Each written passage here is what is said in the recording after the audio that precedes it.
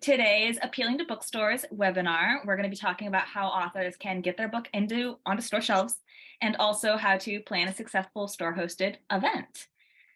I'm Olivia McCoy. I am a book publicist and marketing associate and host of Smith's All Things Book Marketing podcast, and that is a great resource for anyone looking for extra resources. This webinar is being recorded and will be sent with additional resources to everyone that's attending and has registered afterwards. I am joined today by Kristine Peyre-Ferry, the Director of Distribution for Greenleaf Book Group, and Lynn Rosen, the store manager of Barnes & Noble here in Philadelphia, actually down the street from me, we just found out. And prior to joining Barnes & Noble, she was the co-owner of Open Book Bookstore as well in Philadelphia. I know someone actually mentioned that in the webinar chat as one of their bookstores. Yep. Awesome. So today, let's talk about some housekeeping. We love use of the chat. Feel free to throw questions in the chat, to discuss in the chat. We've had some great conversations in the past. There's also the Q&A function at the bottom of your screen. If you click on that, there will be questions or a place where you can post your questions that we will address in the last 10-15 minutes of the webinar. Otherwise, we have some predetermined questions here that I think will cover a lot, and we're excited to get started. Are you two ready? We're ready. Yeah. Awesome. Let's start with a good one. How relevant are brick and mortar bookstores in today's post-COVID world? And maybe it's important to talk about the different types of bookstores: indie, chain, online, digital, etc. Do you want me to jump in? Yeah, go for it. Okay. I think they are more relevant than ever. I think it's interesting to see how post-COVID, where other businesses have struggled, bookstores have actually thrived, even though it threw them a huge loop in trying to figure out how to serve their customers.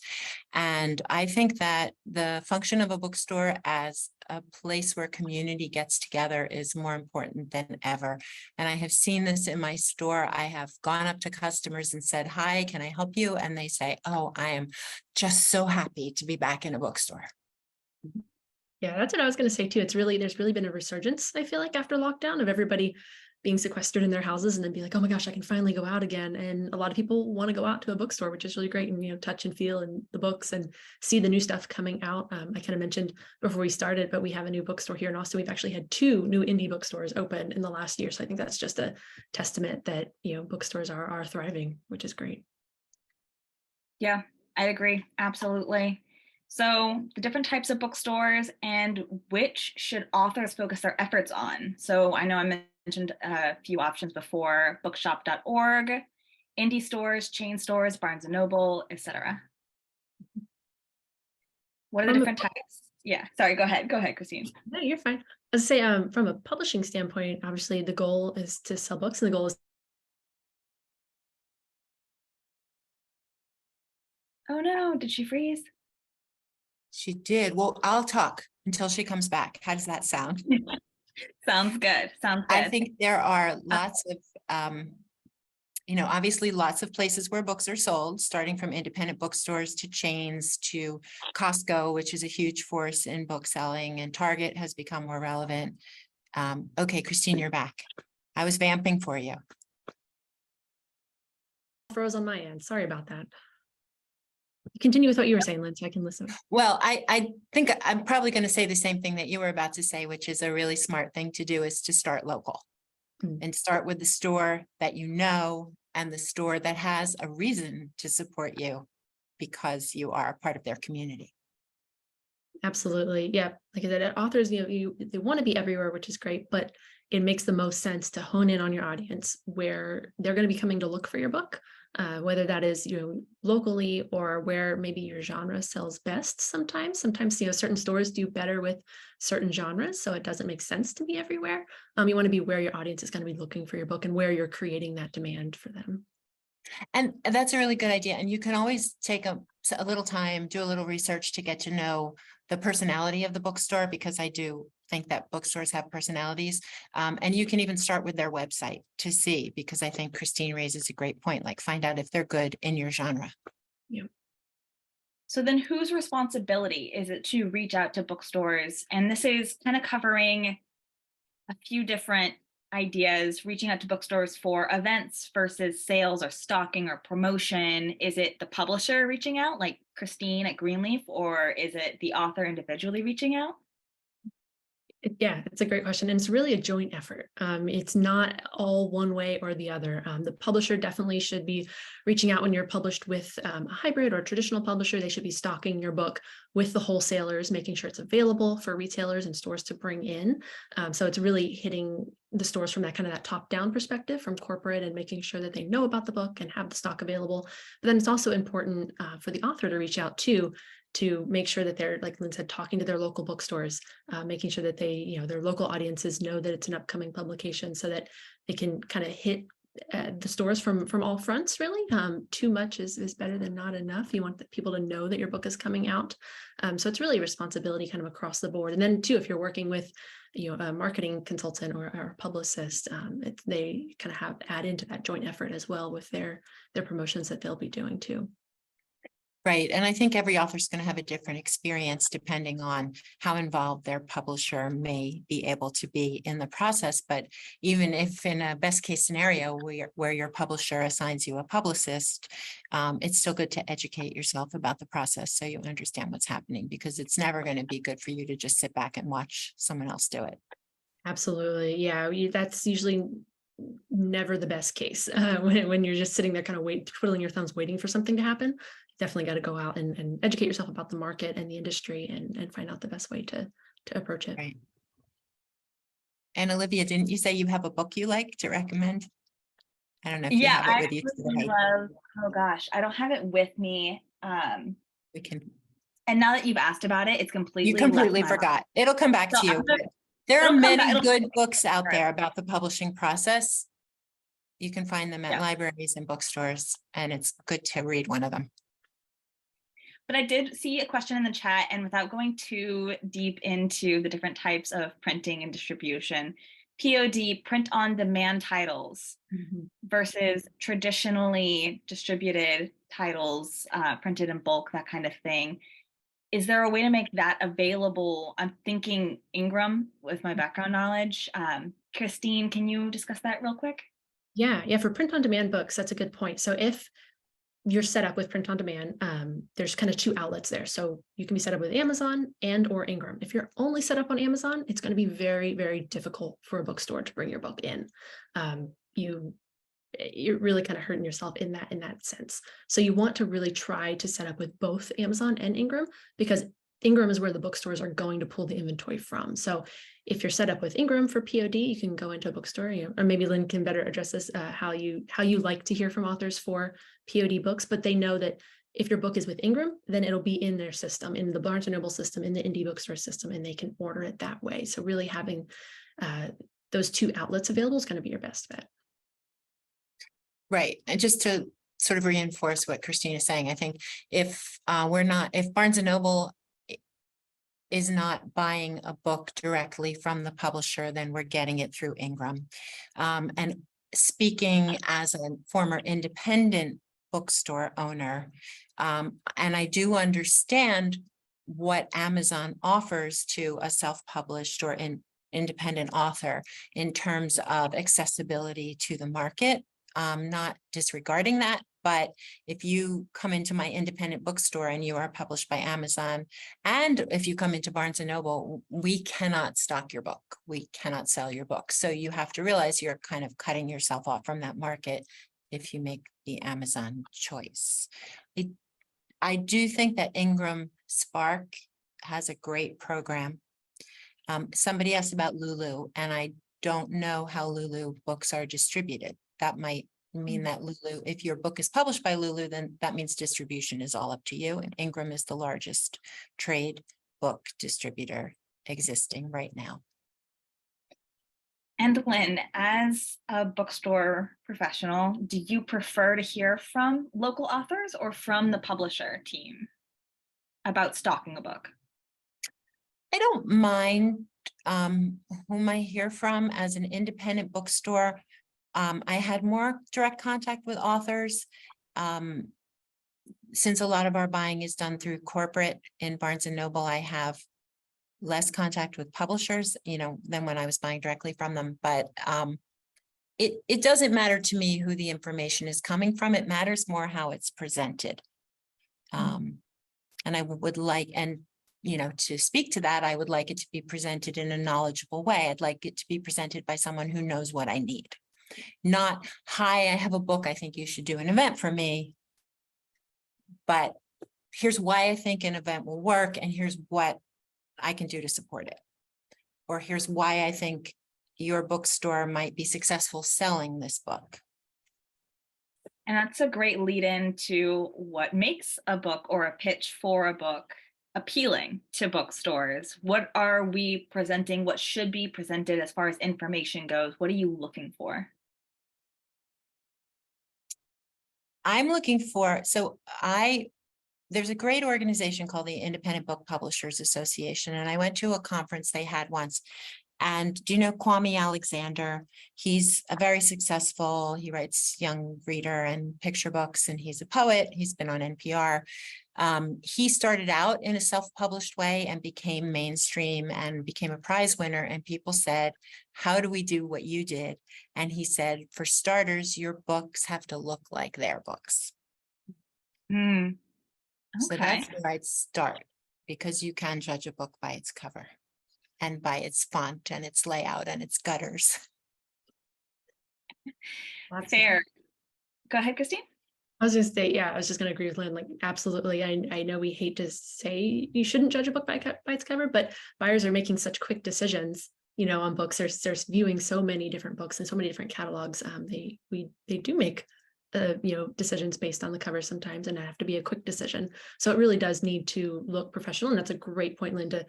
Whatever author you're aspiring to be, or go look at your favorite author's books and see what they look like, and try to aspire to have your book They're look professionals. Mm-hmm. Designers and editors, and it's really important. Yeah. It reminds me of a conversation I had with Kelly and Andrea here at Smith about how your book cover should fit into a genre and what people are looking for from that genre, or maybe the catalog for that specific bookstore versus your title is where you should really be unique. The cover can kind of fit into these trends. The title should be where you choose to stand out, and that's in the production phase. What information are you looking for specifically in a pitch, or do you need in a pitch, I should say? I'm thinking like ISBN, title, distribution platforms, maybe. Is that something an author should be aware of when they're reaching out to a bookstore? Yeah, we always go ahead. Sorry, Kristine. I was gonna say, yeah, we recommend absolutely what you're saying. An author has to, or a bookstore has to be told the ISBN, the price, the basics about the book, really. And then, where we always remind authors that you've got to tell them where they can get the book. If it's, make sure that they know it's available with Ingram. I say, if you say Ingram, a bookstore is going to know immediately, oh, I can get this book. So that's really important. Mm-hmm. Mm-hmm. Yeah, I think that's true. I mean, as an independent bookstore, I would go to Ingram, or if it's a publisher I have a relationship with, as Barnes and Noble, I would go right to our Bookmaster system and see if the book is in Bookmaster.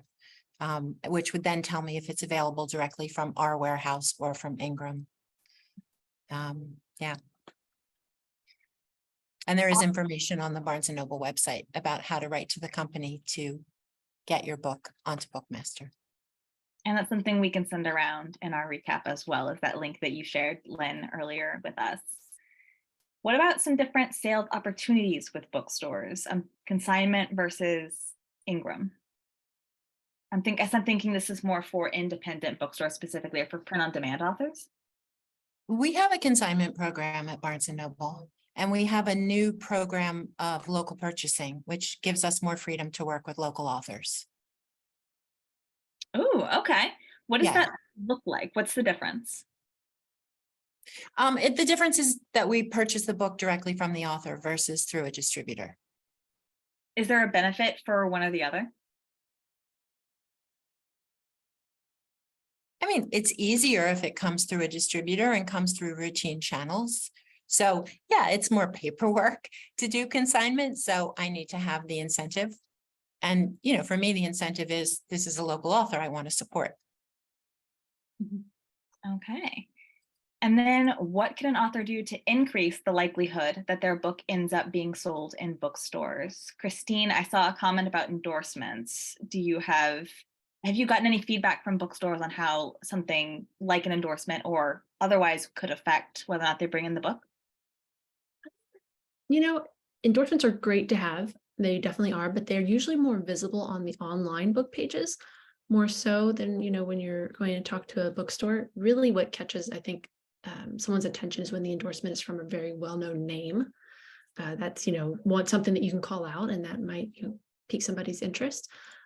So they're good to have, but they're definitely, I don't think they're the end all be all, because they're nice to have, but not like, it's not going to make or break. It's not going to make a difference if a store brings it in or not. What's really going to matter is, like Lynn was saying, if you're a local author, but also what you're doing to support the book, how you're generating demand, because that's what a bookstore buyer wants to see is how many people can you drive to the store to come in to buy your book. That's more important, I would say, than endorsements.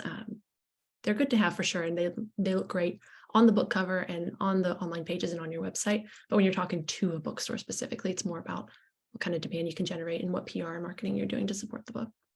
Right. Is there a timeline for when authors should be reaching out to bookstores, or is it ever too late to reach out to a bookstore for an event or for being on the shelves if a book is already published, for example? I don't think it's ever too late to reach out about getting the book on the shelves. It is too late. I mean, if you're reaching out regarding an event and you can reach out 6 months ahead of time, why not? I have created for myself a timeline where I would never book an event without at least 6 weeks to promote it and to make sure that, comfortably make sure I have enough books in stock. So that's my window. I can't book an event really, really quickly unless, you're Michelle's honor and you happen to be in town. I can get some copies of Crying in H Mart pretty darn quickly, but yeah. And I mean, and bookstore event calendars, I feel like book up pretty far out sometimes, especially for Yeah. the really large, I'm booking November right now. Wow. So for events, it's definitely important to get in early. Make sure if you have a date in mind, or get it on the calendar. But for, like you said, for bringing in to stock in the shelves, we can do that anytime, even after publication. If you have a big media hit or some sort of PR hit that's really big and important, we can reach out to that local market and say, hey, as a reminder, this book is already out, but they're having this big media deal that some customers might hear about and come looking for the book. So if you don't have it already, maybe it's a good idea to bring it in now. Right. I just got an email from Temple University Press. Brian Westbrook, the football player, did a children's book, The Mouse Who Played Football, and he's going to be on Good Morning America. Is today Wednesday? He was on it this morning. So I got an email from the publisher a couple of days ago. Heads up, he's going to be on GMA. I said, great, I'll put his books right in front of the store. Okay, well, that's good to know.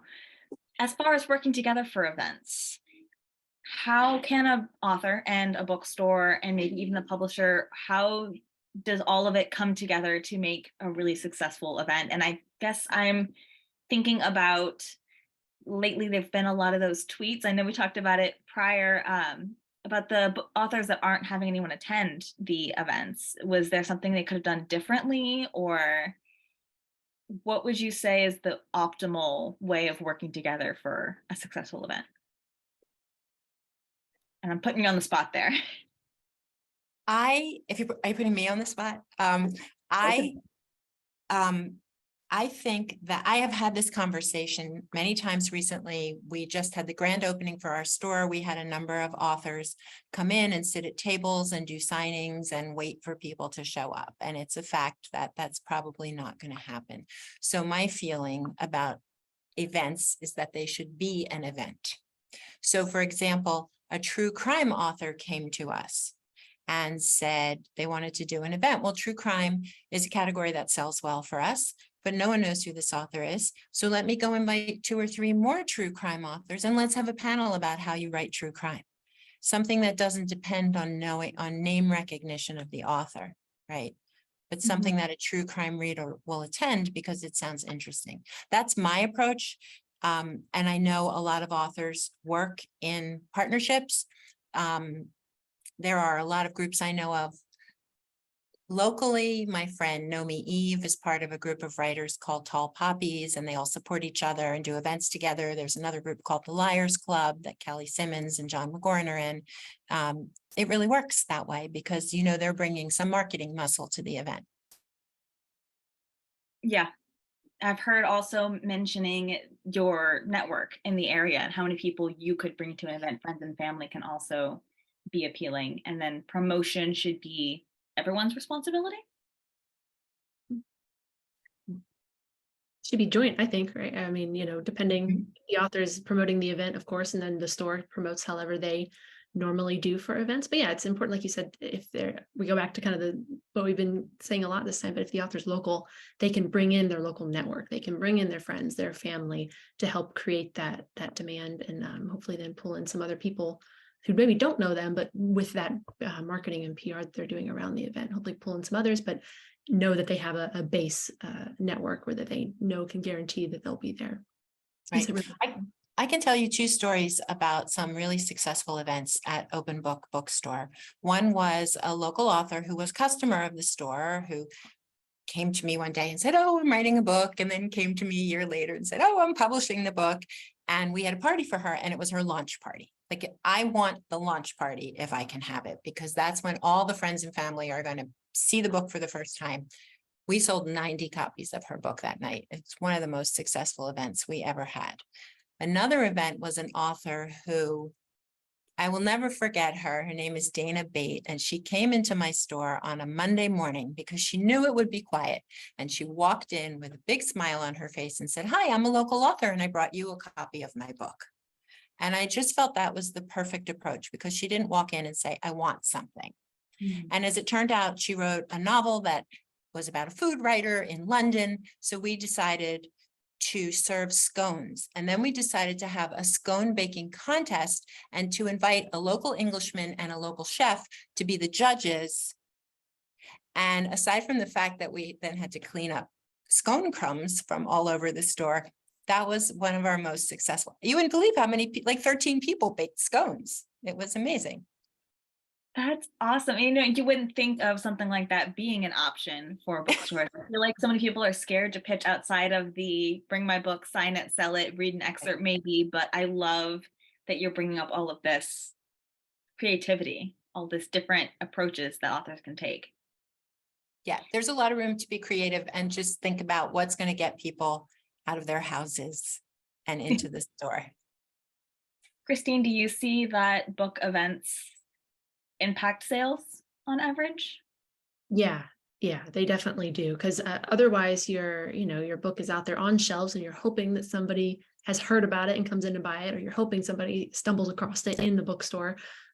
So we have smaller chances of sales. But when you have an event and you're out there promoting the book and you're out there supporting it, that really does make a difference, because you can sell, several copies, like Lynn said, in one night for the event, and then you have a couple of signed copies maybe you leave on the shelves after the event, and usually those sell pretty well also. So yeah, the events definitely make a difference, and when you're making that connection, when the author's making that connection with the local bookstore, with the local community, makes a difference.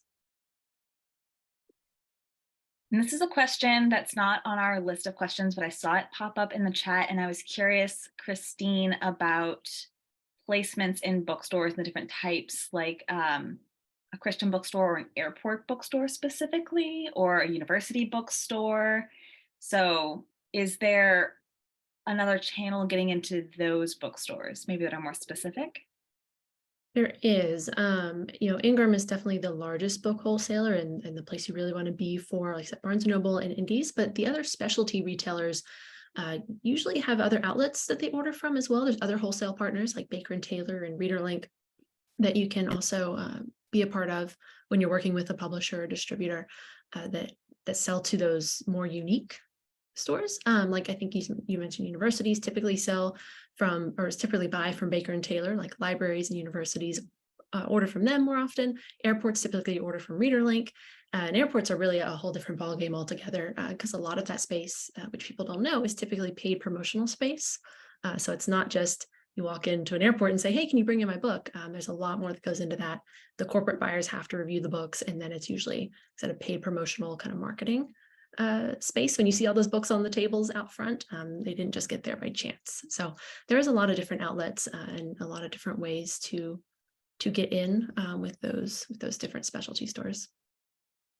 And do authors need to have a publisher or an agent to get into ReaderLink or Baker and Taylor, or do they have kind of self-publishing pathways like Ingram Spark? They don't have an arm like Ingram Spark.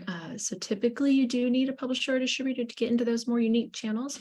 But sometimes other outlets can order from Ingram as well. But it is going to be a little harder and a little bit more of a hill to climb. Okay, fair enough. And then I'm jumping around a lot. So if you all think of anything you want to bring up, feel free to jump in and interrupt me. But Lynn, you mentioned that you liked that an author came in person and offered you a copy of their book. Do you prefer that over an email offering the book?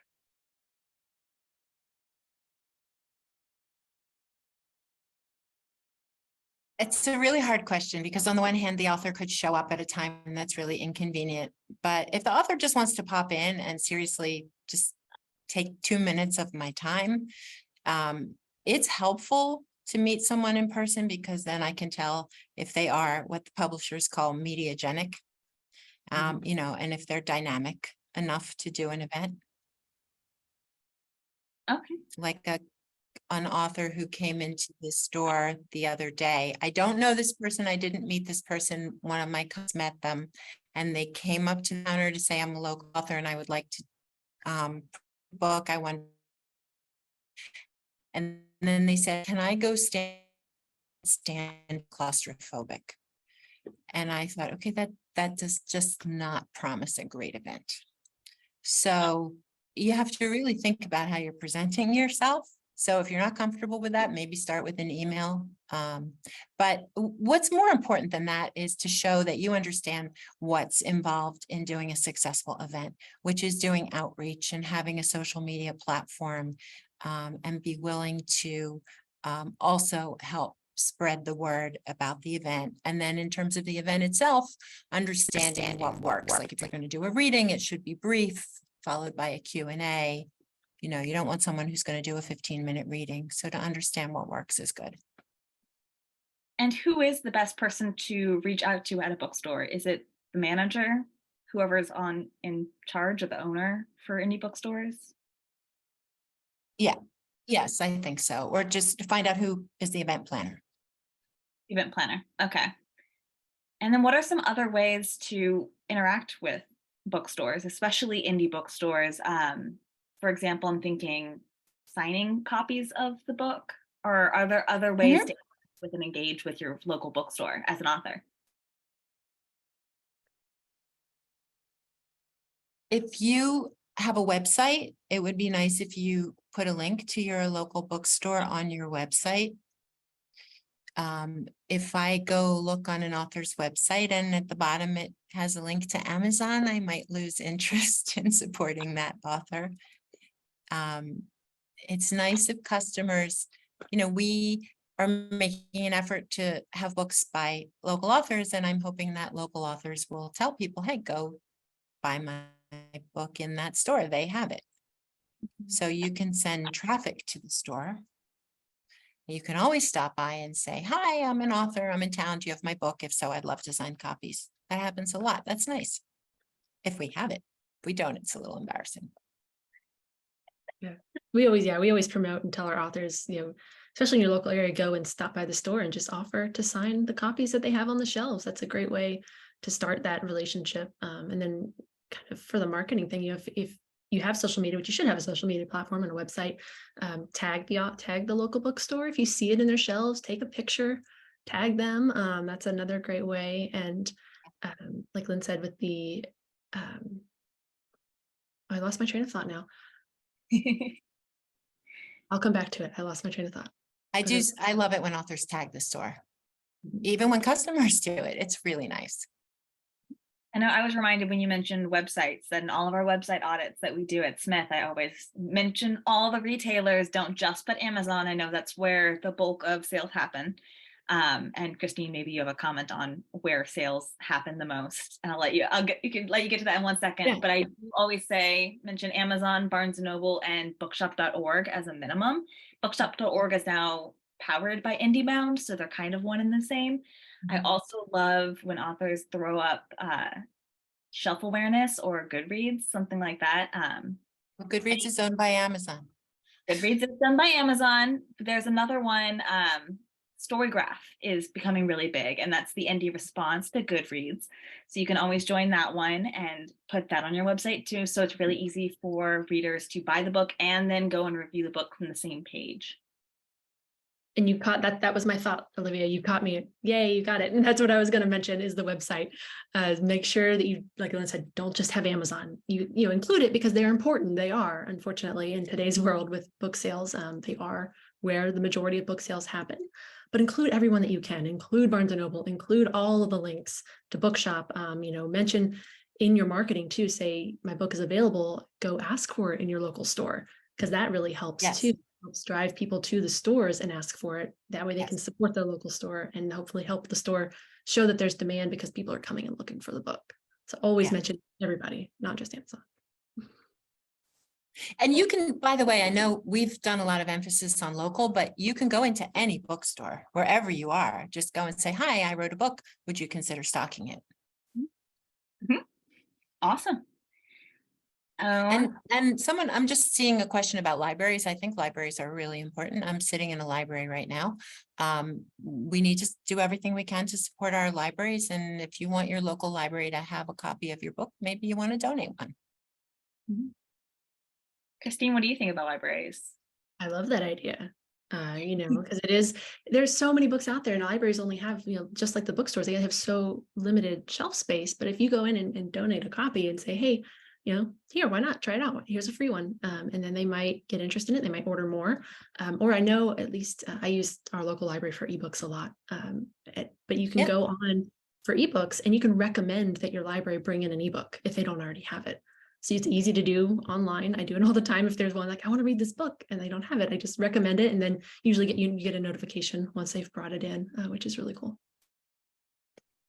I remember once when I was running Open Book and I went to the Elkins Park Library, it was such a great library. And one of my customers was like, what are you doing here? I'm like, I use libraries all the time.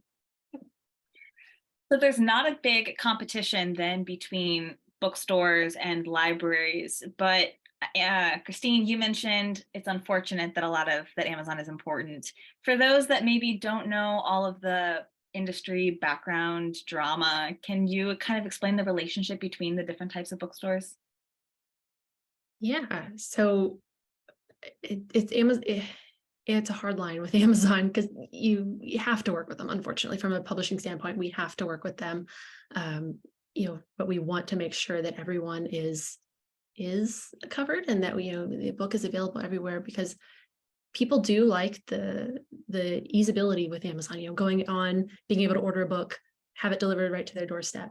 That is important for sure, but it's not everybody is like that. Other people still like to go in and support their local bookstores and walk in and touch a book and feel a book and buy a book that way. So you want to make sure that you're covering all those bases to capture the widest audience, right? Because some people are going to be, like I said, Amazon Prime users that want that quick accessibility, but then some people are going to be ebook users or audiobook users or local bookstore or library users. So you want to capture all of those outlets if you can to really get the book in front of the widest audience possible.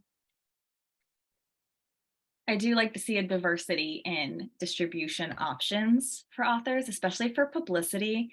I do think it's important to be able to say the book is available everywhere books are sold, anywhere books are sold. It gives you more options. I feel like it's easier for influencers, bookstagrammers, booktubers, anyone leaving reviews. They do like to have that preference, and they will talk about where they got the book from in their posts. So it's important that you're reaching out to everyone. You're not limiting your audience to just one, maybe even just two places. While the big ones are important, those local communities, those niche communities can often be more impactful as far as book sales and engagement. Give the library a cover. Give the library the hardcovers, is that what you said? I'm Their just last looking at the chat. Do bookstores have a preference between editions? Paperback, hardcover? Yeah, actually, I have been working in the industry for a long time, and there has long been a reliance on original hardcover publishing because the feeling was that that's what gets reviews. And I'm sure you know all about that, Olivia. And with the diversifying of the review media and the shrinking of the traditional media, for example, the Philadelphia Inquirer letting go their book critic, it's less important to these reviewers, I think. And so therefore, I think publishers are beginning to reconsider original trade paperback publishing. I don't know if you're doing that, Kristine. And I think that our CEO, James Daunt, is very big on that and is really pushing us to emphasize trade paperbacks because of the price difference. I think it's very significant, and I think it's going to have an impact on publishers. Yeah, I agree. We're definitely seeing that, and how we're explaining it to authors is, the hardcover is great to have, but for a debut author, it's an easier ask from a buyer to bring in the lower priced paperback. If you're a debut author, it's easier to get them to be like, yeah, I'll take a chance on it because it is a lower price for me. And, bookstores now are more receptive to bringing in more paperbacks, which is great. Yeah. With all the If it's supply. only available in hardcover, we'll take it in hardcover. But once the paperback comes out, that's what we're going to focus our sales on. Is it important to have an ebook or an audiobook come out at the same time as a print book? Does that impact whether or not a bookstore wants to offer it, especially if they have a really big digital platform? I guess I'm thinking Barnes and Noble. Do you prefer that they have an ebook as well, the Nook book? It's a hard question for me to answer in terms of Barnes and Noble because the ebook Nook business of buying the actual books, not the device, is online. So it's very separate from the store, and I don't get to see who's buying what. I don't feel you need to worry about having an audiobook. That is a big investment, and it's a very small percentage of books come out in audiobook. They are getting more popular, but nonetheless, it's not essential. And I suppose that answers my question about whether or not it's important for events or having your book physically carried in a bookstore. The manager doesn't necessarily seal the different editions, or doesn't necessarily impact your willingness to bring a book on. No, I'm primarily focused on the physical edition. Yeah. I think it's good to have those editions available. If you can, definitely the ebook, because like I mentioned earlier, like you're capturing a different reading audience in that case. There is an audience of readers who read exclusively ebooks. So if you don't have an ebook, you might be missing that reader. So it's definitely good to have available. The audio, I agree with Lynn, it's not totally necessary to have an audiobook. I tell authors that it doesn't have to come out at the same time as the print book release. If you're getting asked for it a lot by your audience saying, hey, when is the audiobook coming out? Are you doing an audiobook? If you're getting asked for it, then I think it's important to maybe, address that and look into doing one so that you're helping those readers. You're giving them what they're asking for if the audience is an audio primary listener, rather than. Can I say something else about audiobooks? They have traditionally been on CD, and that's really shrinking, what we carry on CD, because most readers are going over to streaming, right? So there are a number of streaming services, and people tend to think of Audible, which I'm going to sound like a broken record, but it's owned by Amazon. There is an audiobook service called Libro.fm that supports local bookstores, which is wonderful. Barnes & Noble did recently launch an audiobook service as well, but there are options, lots of options. And you can take them out from your library as well. I was going to say Libby, love Libby. Yep. That's where I get my audiobooks from, libraries. Yep. And from the promotion side of things, marketing publicity, it is essential for us that you have ebook copies of your book to send out for those widely distributed reviewers, platforms. We want to see people engaging any way they can, even if they're not local to you and where you have your physical book available. Just an extra 2 cents to think about. Good to know. There are some really great Q&A questions. So I'm going to jump into some of those. The discounting process is a bit confusing. Can you please review the percentages bookstores expect and also how much of the discount is actually received by the bookstore selling to the consumer? And this one I know is really number specific, so I don't know how nitty gritty we can get with it. Well, the discount that the bookstore is getting from the publisher can vary depending on how many books they're buying. The discount, like if you walked into my independent bookstore and I was taking your books on consignment, I would keep 40%. And that's a pretty typical range. Most bookstores or retailers and wholesalers get anywhere from a 35% to a 55% discount, depending if it's retail or wholesale. Like Lynn said, based on the quantity. So that's a pretty standard discount within the industry, discount range within the industry. What percentage of books are returned to the distributor? What percentage are returned or are returnable? Both, either. Let's go with both. You tell them, Kristine. We at Greenleaf, at least, we want to make sure all our books are returnable, because again, it goes back to that making it ideal for the bookstore. They want to be able to, if they have leftover copies, to be able to return them. So it's going to make it more desirable to be able to buy a book that is returnable. So we are on board for that. But unfortunately, returns are a huge part of the publishing industry. I want to say the last I heard, maybe it's pretty high. Some returns can be pretty high. It depends on the book. Depends on how much the author's supporting the book. Really, it could be anywhere from the low end of like 35% books returned all the way to higher end of 65 plus books. It's a scary number. It is, and that, like I said, comes down to promotion of the book. I tell authors that if you release a book without promotion, without marketing, without PR, that's like essentially launching a ship without sails.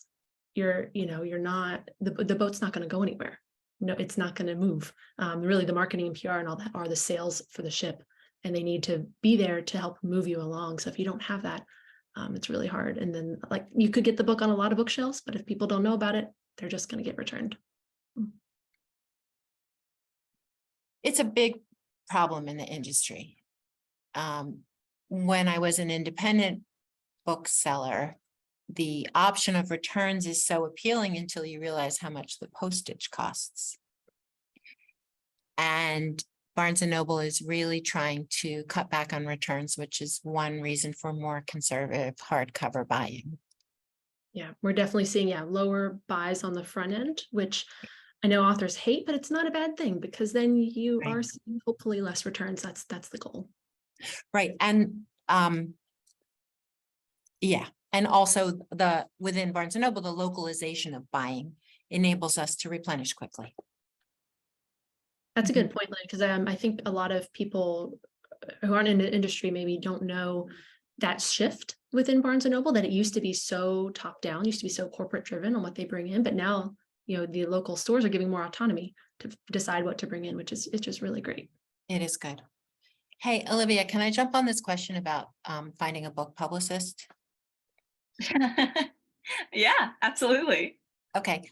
When you're looking for a book publicist, I think it's really, really important to find someone who specializes in working on books.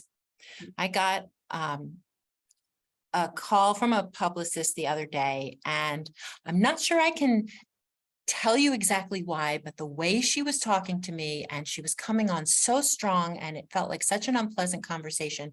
And I thought, this woman does not usually work in the book business. I don't know how I knew, I just felt it. And then I looked at her email signature, and sure enough, she was a freelance publicist. And I thought, she doesn't understand the conventions. She doesn't understand how, and she's making this more difficult for me. So I recommend Smith Publicity. That's what I'm saying, because they know books. And they've worked with you guys for a really long time now, right? We've done a lot of stuff together, and I know you know books. So I'm just saying. I appreciate that. Thank you. No, it is really important to know how you're pitching. Again, when I do a pitch maybe to a bookstore, that I try and focus on, here's the relevant information. I try to keep it short, simple. Here's everything you need to know up front. you let me know if you're interested or need more information and kind of give you back the control and not follow up too many times. I do want to follow up, but I also don't want to inundate. When I'm sending out a pitch or an information about a bookstore event that's happening, and this happens a lot, authors will say, I have an event happening, can you help me promote it? That's when I'm submitting to all of those community calendars. That's when I'm sending a pitch to the area and the local outlets, and I'm sending the who, what, when, where, why of the event. And sometimes I'll even list it out that way. Here's an event in your area you might be interested in, who, what, when, where, why you would join. And then send that out. It's really clear, it's concise, it's not going to bog down anyone's email or go to spam. So just things to keep in mind when promoting or working with a publicist or marketer, especially if your focus is on events. Thank you for bringing that up, Lynn. I appreciate it. Yeah, it's really important, and it speaks to the question of how much authors need to take on themselves. And if you're promoting an event, then ideally more people show up and then less returns happen. So it's kind That's of right. It's all connected. all connected that way. That's very, very true. It's very true. Yep, your job is not over once it's all scheduled and booked. You got to keep going. The author's job is never done, but there are professionals, teams like Smith or like a marketing team with your publisher at Greenleaf who can help you get the word out and figure out the best way to promote your books and your events. How relevant are book tours? Do you have advice on how to increase attendance at readings and to avoid contact fatigue? So this is interesting, and actually I'm wondering, is it less appealing to a local bookstore if an author has already done a reading or an event at a different local bookstore? In the same area? In the same area? Yes. That's not good. Yeah. I don't like that. So you kind of exhausted your audience. You've exhausted the folks you can draw into one event might not show up for the second event. So it's kind of, yeah. And the second bookstore is going to be really bummed. I think it's really appropriate to tell bookstores, if you're pitching them, hey, I want you to know I'm doing an event at this nearby place on this date, and let them decide whether they think their market overlaps or not. Okay, that's a really good news. So, or good to know, I suppose. So if you have an event at a local bookstore in your area, if you want to do another event, then maybe go to the next town over, that kind of thing, just to make sure it's different audiences and you're not stepping on anyone's toes. Yeah, I've had some situations where authors didn't tell me and turned out they were doing something nearby the night before my event. And I was like, well, why are we even doing this? No one's going to come. They all came last night. What if they're different types of events? These are all Yeah, I mean, I don't think it's a hard and fast rule, but I think I should be told. I mean, I try to remember to ask, but let's have it go both ways. Let's have full disclosure on the author's part, because that's only going to help us do better for you. Good to know. Good to know. Are there any specific genres that appeal more to different types of bookstores? Maybe it's a question, Kristine, are there specific outlets you go to depending on a book's genre? I think, like Lynn kind of mentioned earlier, a bookstore has a personality per se, or it has the stores know what books sell well in their areas. So like, for example, San Francisco, a tech hub, they might sell really well in nonfiction tech business books, that type of thing. So they might not do super well in fiction. So it's good to do research on the area, and maybe even ask the store, like, what are your top selling genres, to see if the book makes sense for their store, their location. Because yeah, just regionality, it depends. Certain readers are, what they look for in different areas where they live. It just, if you have a location that's heavy on young families, children's books might sell really well at their store, or might be sell better than certain other genres. So I think doing that research is really helpful. So an author doesn't have to be local to get into a smaller bookstore? Local to that bookstore, I suppose. Could an author in New York get into a San Francisco indie bookstore if it's a right fit as far as genre goes? It'll be a little harder still because they're not local, but I think it doesn't hurt. It doesn't hurt to put the ask out there. It doesn't hurt to say, hey, I know this X genre sells well in your area. I have a book in that genre. Doesn't hurt to ask, I think. Yeah. And as far as branding goes, we talked about websites, but social media numbers. Is it important that an author has a big social media preference to get into bookstores, especially for events? it's really helpful if they do. I think that kind of Yeah. goes into their overall audience, like what kind of demand can they bring in? And if they have a following on social media, that's always helpful. That's something as a publisher we look at for sure. We look at to see what is your online presence. First, you have one. If you don't, that's really hard because then you're starting from ground zero. You're starting from the bottom up. You got to build that. It's important to have as an author. So if you already have that, if you already have an established presence, that makes it a little easier. That makes sense. Is there a social media platform that you prefer an author to have? I think it goes back to the genre question, actually, because if you're a business book, you should have a presence on LinkedIn, right? If you're a business person, you should have a presence on LinkedIn, but maybe not so much Twitter or Instagram. But if you're I don't know, an image heavy book, it might make more sense for Instagram. So I think doing the research where your audience is online as well as local bookstores, where does my audience mostly, what kind of platforms do they use? What kind of social media platforms do they use? And then gear yourself towards those platforms and make sure you have a platform there on those locations.